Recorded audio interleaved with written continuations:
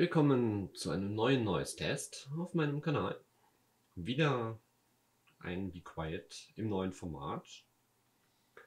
Das ist der Pure Wings 2 in der 120 mm PWM Highspeed Variante.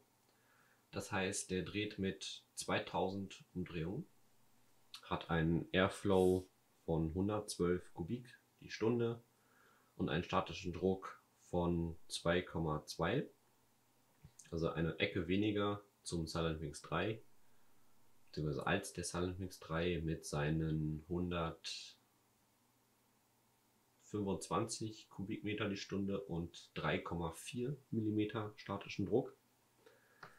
Das ist der Lüfter von einem Kumpel, der bei der Silent Loop dabei war, also bei der Wasserkühlung von Be Quiet. Er hat sie mittlerweile getauscht. Aber das ist der Lüfter davon und den möchte ich euch heute zeigen. Okay, wie im Video vom SilentWings 3 schon erklärt, ist das ein neues Format, beziehungsweise die Art, wie ich die Videos mache, ist eine neue und eine andere. Und damit werde ich dann jetzt einfach mal anfangen. Wenn ihr nicht wisst, wie das ist, ich werde es euch nochmal kurz erklären. Ich sage am Anfang was über den Lüfter, wie jetzt. Dann werde ich den starten, auf 40% laufen lassen, zur Kamera hinhalten. Die steht jetzt ungefähr einen halben Meter weg vom Mikrofon. Der Lüfter ist übrigens ein Richtmikrofon.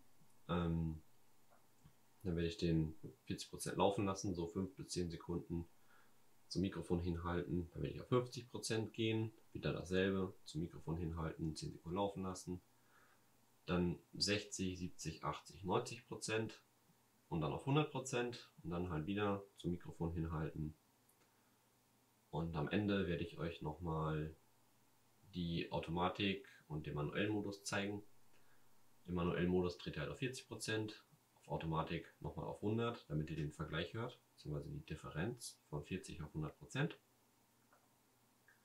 Und dann lasse ich den nochmal so laufen, sage vielleicht noch am Ende was dazu und dann war's das.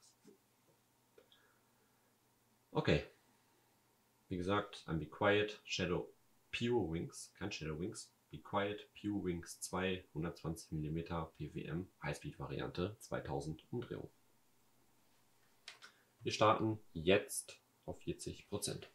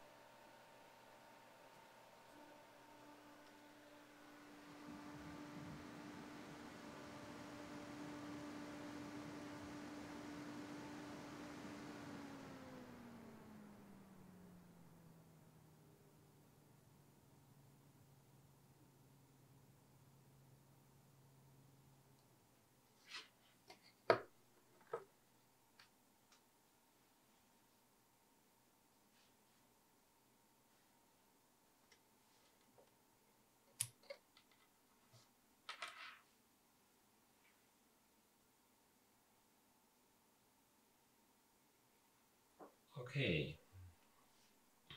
So, das war's dann zu diesem Video. Ich hoffe, es hat euch gefallen. Wenn ihr Fragen habt, so wie im letzten Video, dürft ihr gerne Fragen, mir Kommentare hinterlassen. Und schreibt auch mal gerne in die Kommentare, wie ihr es findet, mein neues Fan-Noise-Format. Wenn ihr es gut findet, dann würde ich es in den nächsten Noise-Tests auch wieder so machen.